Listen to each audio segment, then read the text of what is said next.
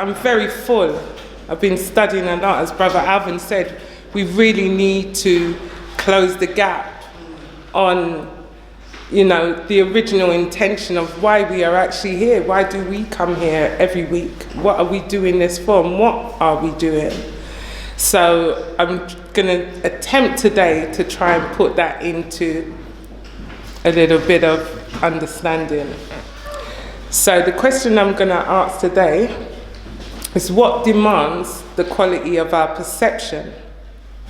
So as we've been taught, we need to clear words so that we have a complete understanding of what it is that we're trying to say, and so that our audience understands some of the words we're going to use. So I'm going to clear the word blindness. What is blindness? Blindness is the inability to see. It is lacking perception, awareness, or discernment. It means to be concealed or closed. So what is perception? Because it was mentioned in that description. Perception is the ability to see, hear, or become aware of something through our senses. It is a way of regarding, understanding, or interpreting something, a mental impression, for instance. It is intuitive understanding and insight. So what is intent? Intent is the intention or purpose of a thing. It is when one is resolved or determined to do something. So we've all come here today resolved to do something, but what are we here to do? Why do we still strive for our nation to be pleasing to Allah? The most honourable Elijah Muhammad said to the Honourable Minister Louis Farrakhan that I want your mind. He says, I want your mind to ally with my mind so that we can be one mind, of one mind. This is exactly what happened when the Most Honourable Elijah Muhammad encountered Master Fard Muhammad. He knew him at an instant because he was already familiar with scripture, like many of us were when we heard the calling. We were familiar through church or through our parents with certain scriptures. So when we saw a man bearing witness to the scripture, we already knew what we was looking at. We didn't understand it in its entirety, but we knew and we felt it in our heart. That's right.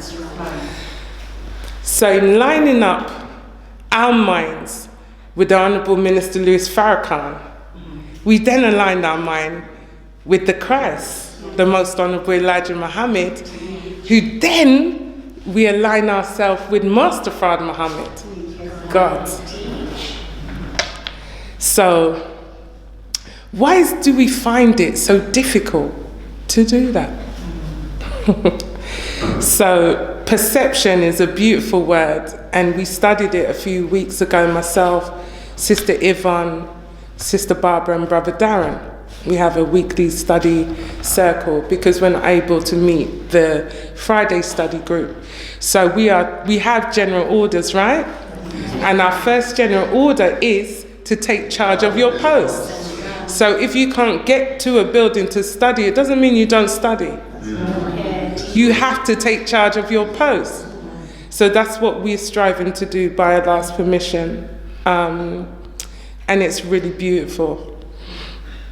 So, in that study that we studied entitled Spiritual Blindness, which is chapter 5 of Closing the Gap, we learned that our perception is what alters our understanding of what we are looking at and what we are in. So I'm at work. As Brother Alvin said, we spend a lot of time at work. We get so absorbed. Some of our conversation is only about work. We don't even speak about Allah. We just, this happened at work and so on and so forth. So another believer comes to you with something, you've had a bad day at work, or your loved one and you is in dispute. So when they come into you, because of how you're feeling, your mood, you perceive what they're saying to you other than the original intention. Because you're focusing on other things, we've lost the original intention, which is the whole reason why Master Fard Muhammad came here 9,000 miles on his own and spent 3.5 years pouring himself into the Most Honorable Elijah Muhammad to build a nation and to teach us knowledge of self and knowledge of God, who is one and the same. Because we are God and He's us and we are Him.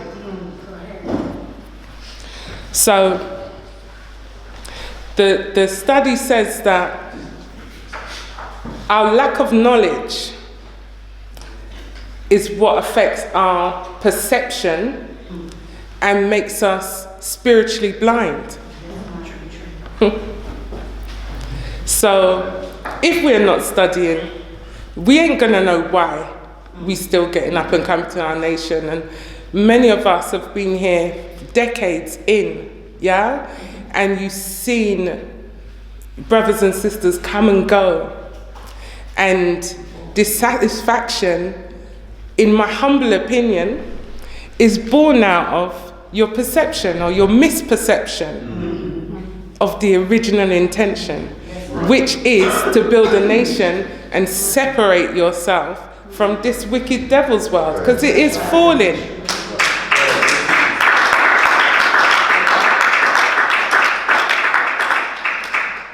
It's not falling, it's fallen. That's right. All of their systems are turning in on themselves. They're combusting. They're fighting each other. Satan's casting out Satan. Every day there's a new, what they're doing with the food. They're so hell-bent on stopping the rise of our nation. Right. And we must be clear and we must understand, it's not Islam as it pertains to Arabs. It's Islam as it pertains to the nation of Islam.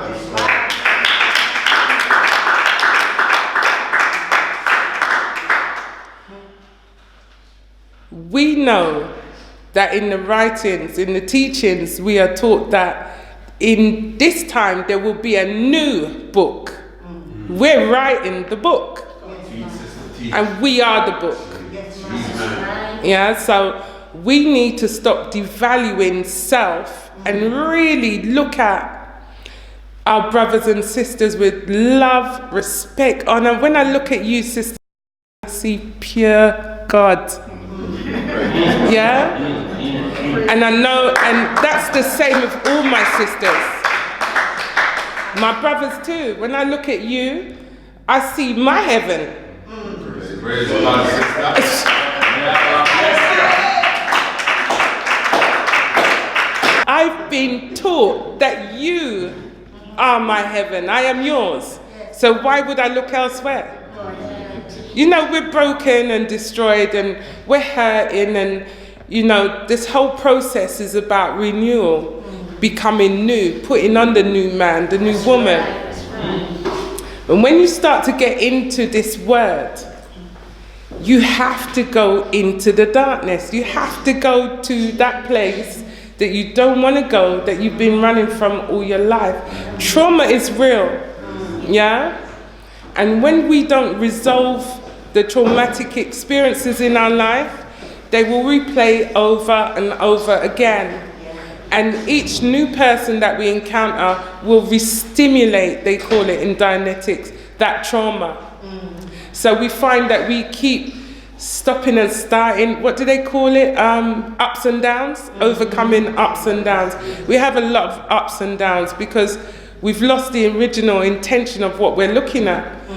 We don't extend mercy to our brothers and sisters, even though we understand they're in pain because their behavior is aberrated or the words they speak aren't kind. Because we ain't studying into the nature or our denaturing, we're just seeing them at a surface level, and we need to start looking deeper. The minister said to us on the 18th last week, he said, we have to dig deep. We have to go deeper. He didn't stop at the Million Man March. Many of us would have called 1 million and got 2 million and said, all right, I'm done, I finished, I'm done. I've done my work. I don't need to do anything else. I've done everything I can do for my nation. Someone else has to come up. What if black people, rather than focusing on what's been done to us, what if we stayed focused on our mission and just started to rebuild? We spend so much time worrying about what the white man is doing. I'm oppressed, can't get a job, can't get nowhere to live, blah, blah, blah, blah. And we talk about separation and doing for self, and then we get up and go to work. Now, I'm not saying that, and the nation is not saying by any means that you're supposed to give up your work and be broke, because we haven't built that environment where we are one, and if I see my brother needing a crumb or my sister, that I would share the crumb. We are still coming out of our condition, but we have to stay focused on the word, because that is what is reforming us. If we break that, then we are going to be lost, and we will abort the mission. Remember, the race is not for the swift or the strong, but for those who can endure.